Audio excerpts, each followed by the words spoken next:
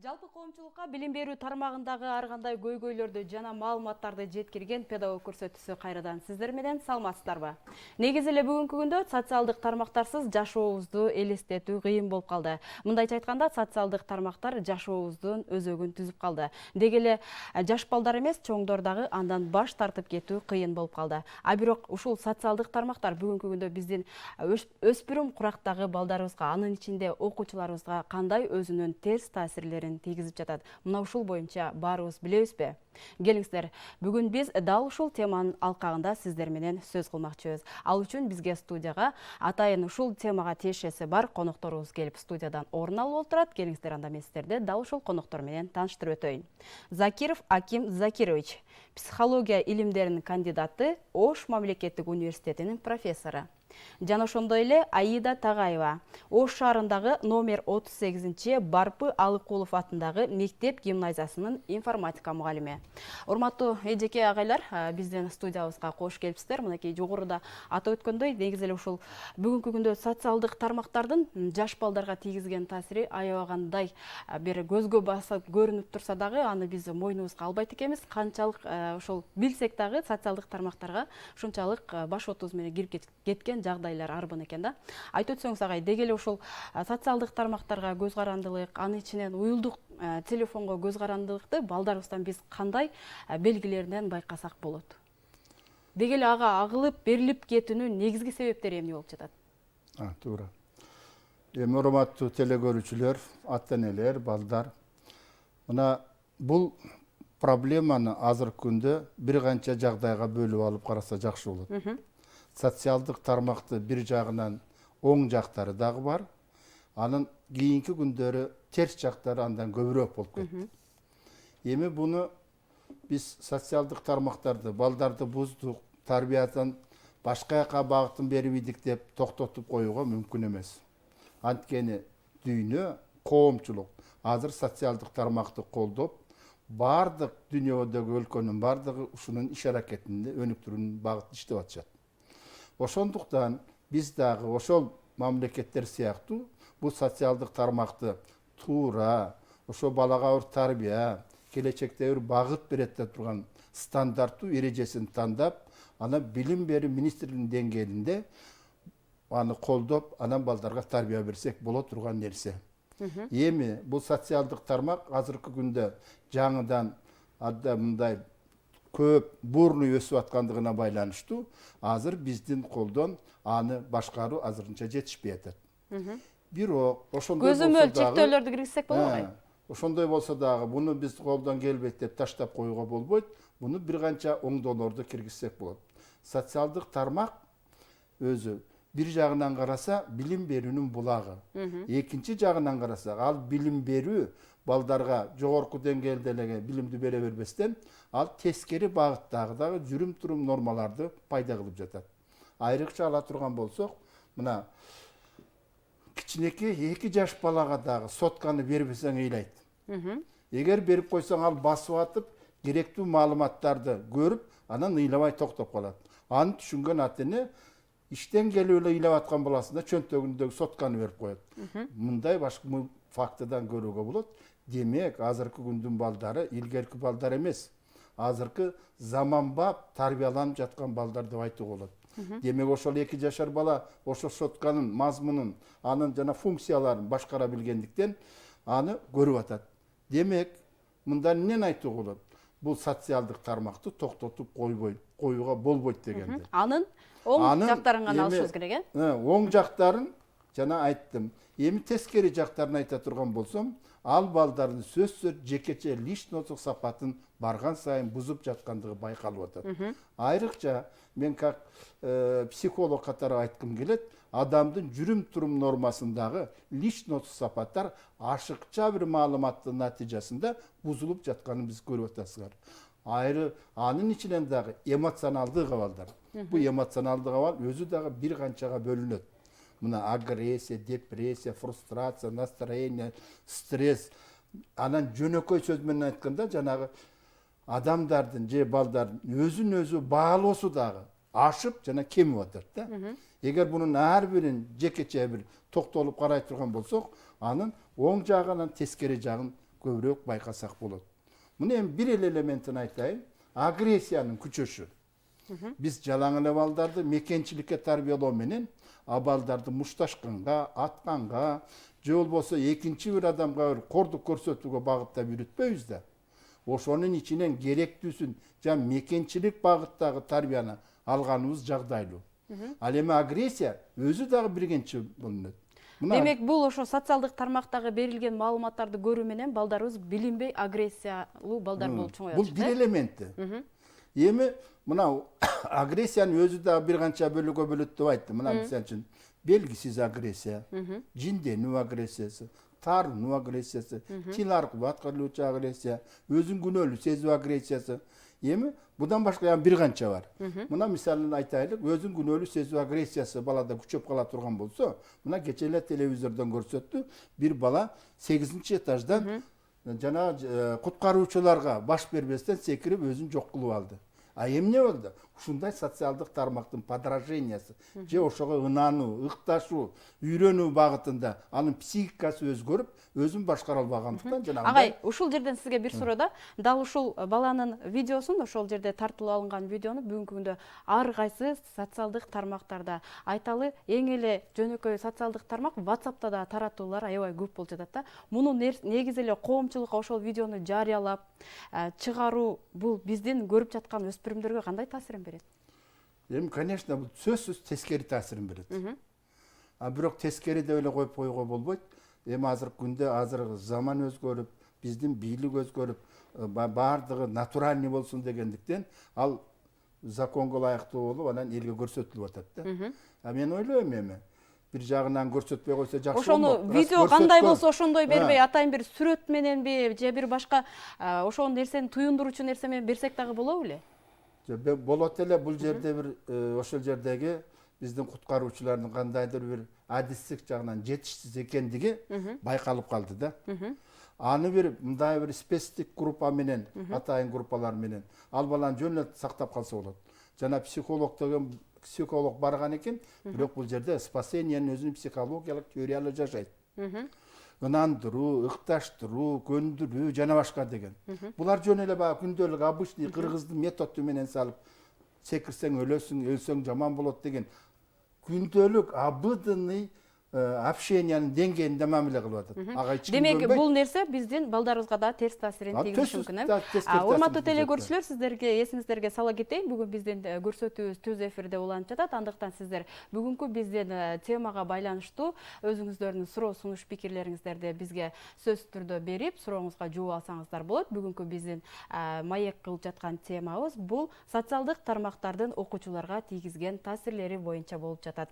Сөзсүз түрдө сиз өзүңүз суроо бергиңиз келсе, анда 03222 коду менен 72105 телефонуна түз байланышка чыгасыз дагы. Эгер сиз WhatsApp колдонуучусу болсоңуз, анда 0702 коду менен 790801 номерине бүгүнкү ушул биздин эжекебизге жана психолог агайыбызга суроолоруңуздарды таштап жооп алсаңыздар болот. Андан сырткары биз Facebook тиркемесинде да түз алып берүүнү улантып жатабыз. Ал жерде сиз Билим Илим каналынын баракчасына катталып, дал ошол жерде да өзүңүздөрдүн комментарийлериңиздерди калтырып өтсөңүз болот.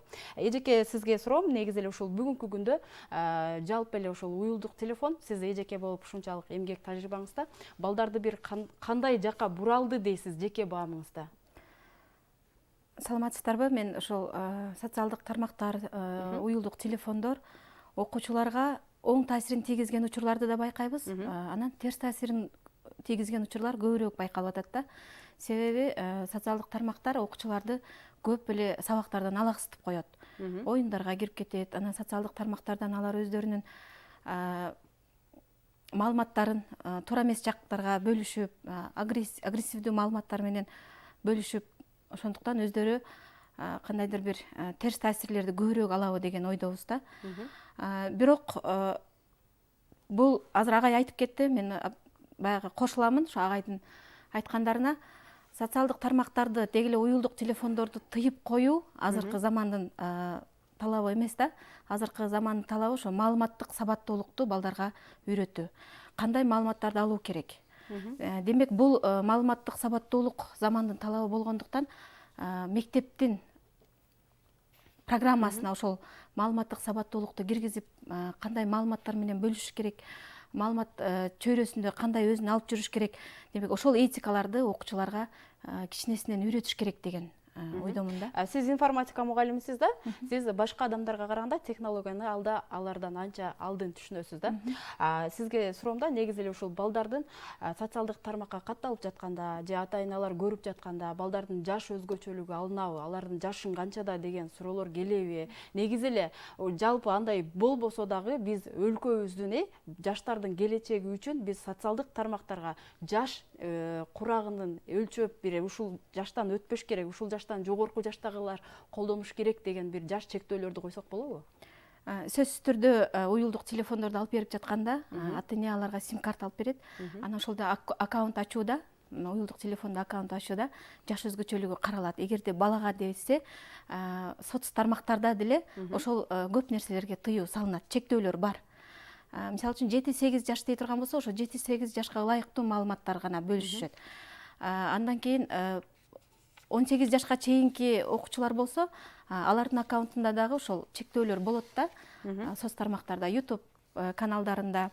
Ошондуктан аккаунт ачып атканда ата-эне көзөмөлдөп өзү ачып берсе жакшы болот. Агай, сизге суроо да, негизи эле ушул социалдык тармактар ошо күнүмдүк бала билбей отуруп, ошого кантип социалдык тармактарга айталы уюлдук телефонго көз каранды болуп калган балдар көп болуп атат да. Ушул көз карандылыкка алып келбей ата-эне кандай жардам бериш керек баласына? Психолог катары ата-энелерге, мисалы, аны айталы бир күндө эле балам болду, бүгүндөн баштап ушу уюлдук телефонду кармабайсың дегенге бала эч качан ынабашы мүмкүн да. Психолог катары сиз кандай кеңеш берет элеңиз? Ошону кантип баягы мындайча айтканда кадам артынан кадам кылып арылтып алабыз? Эми берген сурооң азыркы күндөгү эң актуалдуу суроолордун бири да. Башкача айтканда, илгери деле балдар менен чоңдордун, ата-эне, мугалим, коомчулуктун мамиле келишпечиликтери көп болгон. Мына биз кичинекей мезгилдерибизде айрыкча жанагы тамеки чегүү, кичинекей баягы анча-мынча вино, аракты кичине татып коюу, жолдо баратып бирөөлөрдүн айнегин талкалап коюу деген бир көп нарушениялар болгон. Тартип бузуулар. Ошондой биз ошолорду калтыра албай, аларга карама каршы педагогикалык, психологиялык подходдор жасап келгенбиз. Азыркы күндөгү социалдык тармак кудо ошонун бири болуп атат. Эми адан дагы бул күчтүү, фундаменти өтө жогору, анан кийин кандай таасир эттүү, ыгыдагы, ылдамдыгы да күчтүү болуп атат да. Эми сенин сурооңо. Аларды жолго салып, тартипке келтирүүнүн эрежелерин өнүккөн чет өлкөлөрдө мурда эле ырастап даярдап койгон. Биздин азыркы коомушуга барат дегенди, э? Азыркы биздин мамлекеттин экономикалык, саясаттык өнүгүү системасы жолго түшпөгөндүктөн биз азыр ушундай бурный ошого багытталып, тартиби жок эле колдонуп келатабыз. Мына мисал үчүн айтайын. Социалдык тармакка берген жана кинофильмдер, бүт маалыматтар чет өлкөнүн өнүккөн чет өлкөлөрдө бири да көрсөтүлбөйт. Мисалы Америкада жанагындай агрессиялык күчкө ээ болгон бүт жанагындай видеолорду алып таштаган, ага өзүнчө закон киргизген, керектүү гана адистерге аларды көрсөткөн, айрыкча жанагы коомчулукту тартиптен сактагандарга гана. Биздин мамлекет болсо ошол жактан эптеп баягы маалыматты алат дагы бүт элге жайып коюп атат. Аны ошол биринчи жактан ошол жактан регулировка кылыш керек. Атайын азыр информатика боюнча өзүнчө бөлүм иштеп атат. Ошолар иштеп телевиденияга, соткага, газета, журналдарга бардыгына регулировка кылса болот. Бул бир жагы, мындай күч менен.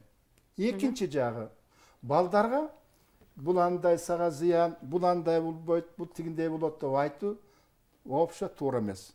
Аны бала угуп деле койбойт. Аткарып да башкарылып да койбойт. Эми эмне кылыш керек ошондой боло турган болсо? Көбүнчө баланы кызыктыра турган сотканын же ноутбуктун ичиндеги башка маалыматтарды көрсөтүп, балага ата-эне, мугалим, коомчулук ошол багытты алып барыш керек. Мен өзүм да кээде кыжалат болуп кетем. Менин неберелерим жалаң эле ошо жанагындай силовой структурада иштебейт да. Алар келечектеги эмгектин адистери болуш керек эле. Врач, жанагы экономика, техникада иштей турган керек. Кичине телевизорду карап отургандар эс ала турган бир передачалар болуш керек.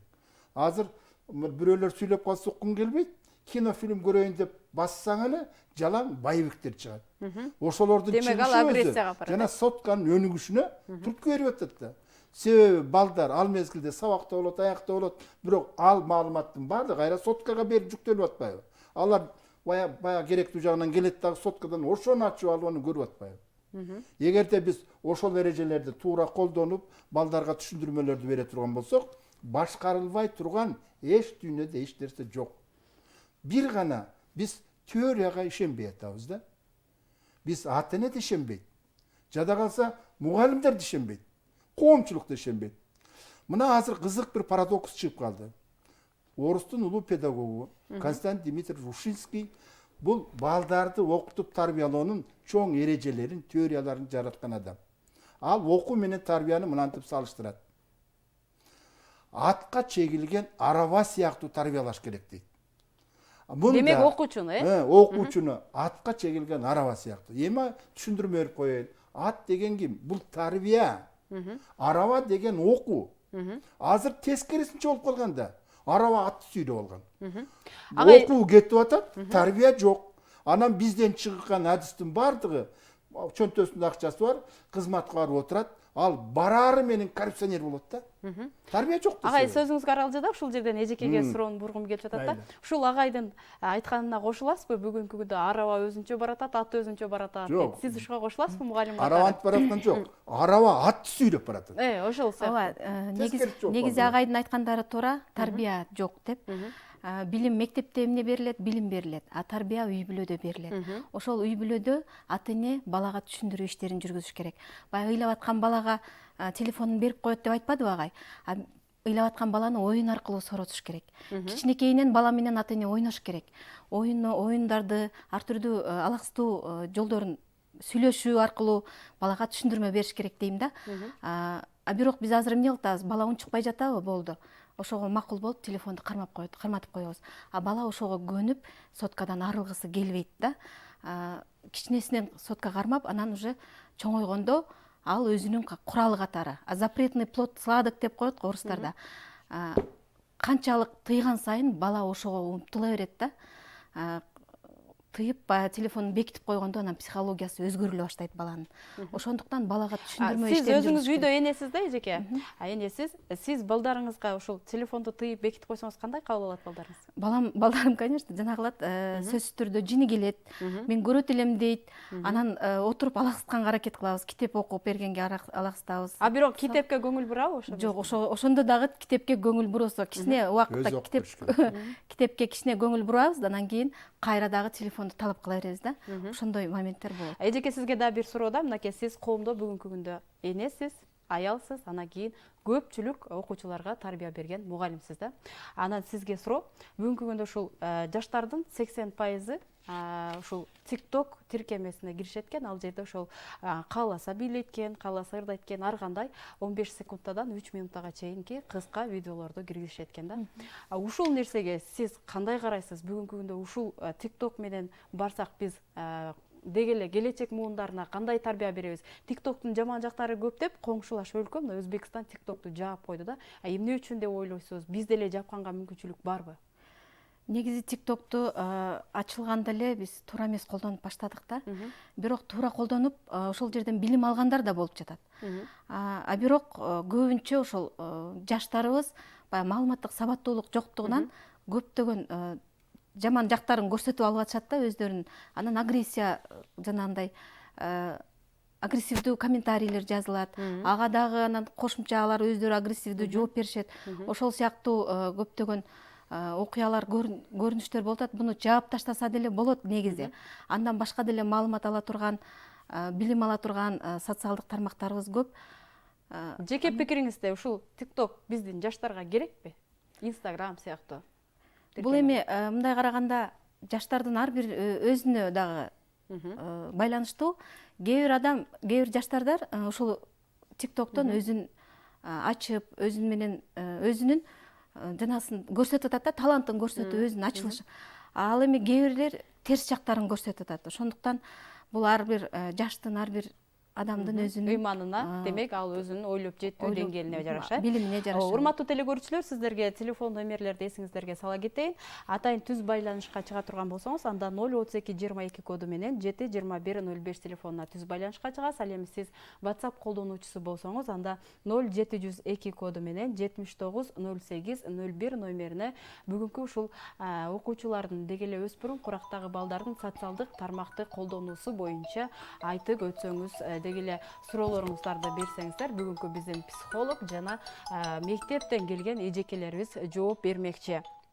Агай, сизге суроода негизи эле ушул жогоруда айттыңыз да, баланы эч качан баягы тыйып кое албайбыз, аны башкара да албайбыз бүгүнкү күндө депчи. Эми ошол бала бүгүнкү күндө баягы атайын бир социалдык оюндарга дагы кызыгып кетип атышат. Социалдык оюндарга да кызыгып кетип атышат. Агай, ушул оюндардан күн сайын оюнга берилип кеткен бала өзүн өзү, эми баягы өзүбүз жеке контролдой албасак, ата-эненин айтканын укпасак, өзүбүздү кандай психологиялык жактан кандай өзүбүздү даярдап ошол нерсени ойнобой калганга аракет кылышыбыз керек, же социалдык тармакка кирбей калганга аракет кылышыбыз керек? Эми жанагы бул карындашым берген суроодон эки ооз айтып анан бияка өтөйүн. TikTok ал программасы биздин балдардын өсүшүнө ал сөзсүз керек программа. Только анын оң жагын гана пайдалануу мененчи. Мына TikTokто көрсөтүлгөн сүрөттөрдү мындай карасаңар, ошо баланын өзүнүн көрүнүшүнө байланыштуу болгон жүрүм-турум нормативди көрсөтүп атат. Эми ал жерде бала ошол жердеги сүрөттү көрүп, өзүн дагы күзгүдөн көрүп, өзүнүн ким экендигин байкап атат. Эгерде адам баласы күзгүдөн өзүн көрбөй турган болсо, ал өзүн өзү оңдой албайт. Жанагынтип тарбиялаш үчүн бала өзүн билиш керек. Ошон үчүн TikTok да керек.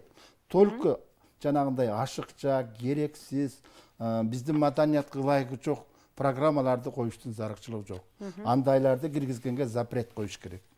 Бул бир. Экинчиден, ошо TikTok'ту көргөн ата-эне, мугалимдер дагы анын оң жагын балдарга көрүп атса келип жакшына түшүндүрүп коюш керек. Эгерде алар туура түшүнө турган болсо, ал балдар биз айткандай башкарыла баштайт. Антпесе ал балдарды башкарууга мүмкүн эмес. Же болбосо ошо TikTok'тон көргөн сүрөттөн бала өзүн өзү оңдоп, өзүнүн самооценкасын, өздүк баасын кээде жогорулатат, кээде төмөндөтөт. Эгерде бул жогорулап кетиш, анан төмөндөп кетиш дагы ошо баланын жашоодогу социалдык шартына байланыштуу. Кээ бир балдар бар, өтө эле самооценкасы жогору, аны көрөт дагы, мен ушундай адам турбаймынбы, кой, пасаяйын дейт. Ал өзү антпей турган болсо, ата-энеси көрсөтүш керек TikTok'то, мына сен мынаны көрүп атасың, сен будан жамансың, ошондуктан сен пасайгын десе, алар ошондой түшүндүрүү иштери менен пасаят. Кээ бирлери пасайып алат өзүн.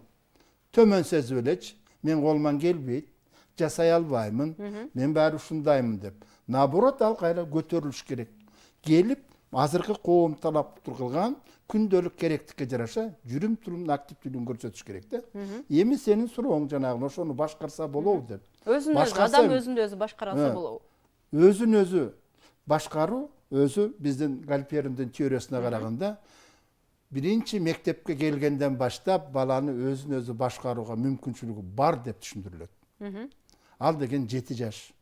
Ага чейинки балдар аны өздөрүн толук башкара албайт. Ошол өзүн өзү башкара алат дегендиктен биз балдарды мектепке окууга алабыз.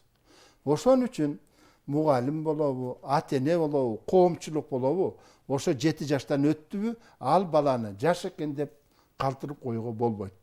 Ар ким өзүнүн мүмкүнчүлүгүнө, билимине, анан адамгерчилигине жараша тарбияны айтып башкарса болот. Ага балдар сөзсүз ынанат. Эгерде ынанбай турган болсо, баягы тарбиянын мазмунун дагы тереңдетиш керек. Баланын башка психикалык абалдарын эске алыш керек. Айрыкча мына мисал үчүн айттым баягы эмоционалдык абалдарына, жанагы агрессия, депрессия, фрустрациялар алар өтө күчөп, калыптанып кала турган болсо, атайын техникалар бар, атайын методикалар бар. Ошолорго салып туруп, анын причиналарын издеп алып, ошол жүрөгүнө таасир эте турган себептер менен башкарса, башкарылбай кое турган бала жок. Бир жер. Биз мына адистерди тарбиялап чыгарып атабыз. Алар мектеп, садиктерге барып атат, балдарды тарбиялап окутуп атат. Ошолорго биз жеткиликтүү деңгээлде теориялык, практикалык, педагогикалык, психологиялык билимди бере албай атабыз да. Анткени азыркы биздин мамлекет окуу менен тарбиянын ортосундагы стандарттуу программанын катышын тарбияга салыштырмалуу бир канча пасайтып салган да аз. Мен ойлойм бир 10дон 100дөн бир 7-8 эле көлөмдө тарбиялык саат калган. Калганын баары окуу болуп калган. Же үйрөнүү. Үйрөнүү жакшы экен. Бирок ал жакшы адистер болуп атышат. Бирок бая мен айттым, ал керектүү мамлекеттик деңгээлде кызматчы болгон мезгилде баягы кыргыздын макалындай өз билгенин кылып атат да. Анан биздин мамлекеттин экономикасы өспөй атат, саясат өнүкпөй атат да. Ошон үчүн мен ойлойм, хотя бы бир мындай бир соотношенияны 40%ке чыгарса жаман болбойт. Азыр күндө мектепте же болбосо жогорку окуу жайларда тарбиялык саатка эч канча акча төлөнбөй, ага көңүл бурбай калып кетти да. Мен көп ойлондум, эмне үчүн мындай деп. Көрсө окуу процесси, жана үйрөнүү процесси, бул акча экен да. Капиталисттик өлкөлөр тарбияны карап айтканда акча таба турган жөндөмдүүлүк үйрөтө берет экен. Бирок аны менен барсаң, биз баягы гуманизацияны жоготкудайбыз, салт, нарк, наслдерди ham жоготкудайбыз. Оны айтып атат. Кыргыз улуту 100 жылдык убакытта өзүнүн улуттук статусун жоготот деп. Ошого барып калышыбыз ыктымал. Агай, дүйнөлүк окумуштуулардын изилдөөсүнө таянсак, социалдык тармакты колдонуучулардын 13%дан 66%га чейинкилери бул депрессияга кабылып калуу коркунучу аябай жогору экен да. Эмне үчүн ушу социалдык тармактан жөн гана маалымат алып, ошону баягы өзүбүзгө керектүүсүн окуп, керектүүсүн көрүп эле кандайча биз депрессияга кабылабыз? Эми депрессия дегенге кичине түшүндүрмө берип коеюн. Депрессия деген сөз латын сөзүнөн алынып, өзүн жаман сезүү, өзүн басмырлоо, үстүнө мени жүк басып турат дегендей түшүнүк. Демек, менин настроениям бузулуп, ошондо депрессияга учурай турган болсом, менин мээ системам, акыл системам жакшы иштебей калат. Эмне үчүн? Себеби менин организм, анатом физиологиялык өзгөчөлүгүм. Ошо мени акылды пайда кылып аткан менин системасын башкарып турат. Мына ошондуктан депрессия болгон адамдардын температурасы көтөрүлөт. Өзүнөн өзү булчуңдары чыңалат, жүрөктөр катуу иштей баштайт, кан агуусу же күчөйт, же пасаят. Натыйжада акылды пайда кыла турган менин талчалары баягы нормада системалуу иштебей калат. Ошондуктан ошондой адамдарды биз депрессия деп айтабыз. Андан чыгаруунун жолу азыркы учурда медициналык багыты бар, анан психологиялык багыты бар. Психологиялык багытын алай турган болсок, сөзсүз ал адамды депрессиядан чыгаруу үчүн атайын внушениялар бар. Дагы аларга таасир эте турган башка психикалык күчтөр бар. Атайын жанагы физиологиялык механизмди өркүндөтө турган даамдар, азык оокаттар бар. Анан эң жөнөкөй мен дайыма келгендерге мен сунушумду берип жүрөм. Баня барыш керек, парга түшүш керек. Нервти жумшатыш керек, булчуңдарды жумшатыш керек. Анан депрессиясы төмөндөйт. Биздин телекөрүүчүбүз өзүнүн билдирүүсүн калтырып жатат, ага жооп берип койсоңуз. Балам 8-класста түнү күнү колунан телефон түшпөйт. Кантип баламды телефондон арылта алам же кандай психологторго кайрылсам болот дейт. Каерде экен? Оштобу же башка жактабы? Эмес, дареги жазылган эмес агай. Урматтуу телекөрүүчү, сиздин сурооңузга мен түшүндүм. Эми сиздин сураган сурооңуз мындай болуп атат. Эгер Ош шаарында боло турган болсоң, ошол кайсыл жерде кимге кайрылып, кантип ошо балама жардам алам деген суроо болду. Азыркы күндө психология багытындагы адистик азыр өзүнүн деңгээлине өнүгүп чыга элек. Сиз сураган деңгээлдеги ошол баланын жанагы соткадан ажыратып берүүгө мүмкүнчүлүгү келген психологду табуу кыйын. Ошондой болсо дагы психологмун деген көп азыркы уюмдар, андан кийин мугалимдер, психология иштеген, же болбосо ошого консультация берген адамдар бар. Аны эгерде мүмкүнчүлүгүңөр болуп Ош шаарында жашаган болсоңор, баланы ээрчип келип, биздин Ош мамлекеттик университетинин психология кафедрасына кайрылсаңар, аларга атайын тренингтерди өткөрүш керек, түшүндүрмөлөр өткөрүш керек. Экинчиден баланын ким экендигин билиш керек, диагностика жүргүзүш керек. Демек ал менен сүйлөшүүлөрдү жүргүзүшүбүз керек. Очный болуш керек ставка. Сизге суроода негизи эле ушул социалдык тармактарды атайын бала катталып жатканда же ошол жогоруда айттыңыз го, балабызга атайын телефонду сатып алгандан кийин, сим карта сатып алгандан кийин аккаунт ачканда анын жаш өзгөчөлүгүн сурайт депчи. Ошол жерде атайын үчүн атайын ушул ата-энелер үчүн дагы сиз балаңызды ушул социалдык тармакта канча минутта, канча секундта дегеле эмнелерди көрүп жатканын көзөмөлдөйсүзбү деген атайын пункттар барбы? Негизи эле ата-энелер балдарын социалдык тармактарда эмнелерди көрүп атат, билүүгө мүмкүнчүлүгү барбы? Ооба, азыркы мезгилдерде родительский контроль деген көптөгөн тиркемелер бар. Ошол тиркемелерди уюлдук телефондоруна ата-эне өзүнүн телефонуна байланыштырып алса болот. Баланын телефонуна кайсыл жерде жүргөнүн, кандай видеолорду көрүп жатат, эмне кайсы соц тармактарга кирип жатат, баардыгын көзөмөлдөсө болот. Бирок бул кичинекей жаш өспүрүмдөгү балдарга жакшы да дейм да. Ал эми өспүрүм курактагы балдар менен ата-эне сүйлөшүүлөр менен гана жүргүзүш керек. Себеби өтө каттуу ата-эненин көзөмөлү дагы баланы психологиялык жактан жабыркатат, баланын өзүнүн самооценкасын түшүрөт, мени дагы деле ушул көзөмөлдөй берет деген бир капачылыктар пайда болуп, баягы азыр айткан, агай айткан депрессиядан ошого түшө баштайт деген ойдомун да. Анан азыр көптөгөн тиркемелер бар. Билайн, жанагы Мегаком тармактарынын өздөрүнүн дагы родительский контроль деген тиркемелери бар. Ошолордон пайдаланса болот. Демек ар бир ата-эне баласын тымызын көзөмөлдөгөнгө мүмкүнчүлүгү бар. Биздин убактыбыз бир аз чектелип баратат. Агай, сизге бир билдирүү келип түшкөн, ошол билдирүүнү окуйн. 3 жаштагы кызым телефонду алып койсом, жерге жатып кежирленип ыйлайт. Бул телефонду көп кармагандан эмеспи дейт. Ошо көп кармагандан да.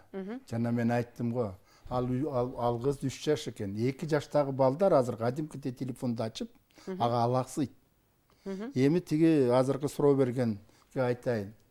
Телефонду алыштын зарыкчылыгы жок. Ал конкретно жана TikTok тиги буларды ача албайт. Ал жакшына бир пейзаждарды, жаныбарларды, жайлоонун сүрөттөрүн, дарыя сууларды, жана башка жагымдуу бир нерселерди телефонуна жүктөп коюп, ошону ачып берип, кызга берип коюш керек. Анан көрүнгөн нерсени неме кыла бербейт. Ал деген атайын өзүнүн жаш өзгөчөлүгүнө ылайыкташкан музыкаларды коюп берүүгө да болобу? Мультфильмдерди. Мен аны айтпай калдым. Сен бүтүп кал дегенден тездетип үйүп атам да. Болбосо муну шашпай эзиш керек. Ошондо анан туура багытта бала маалымат алат.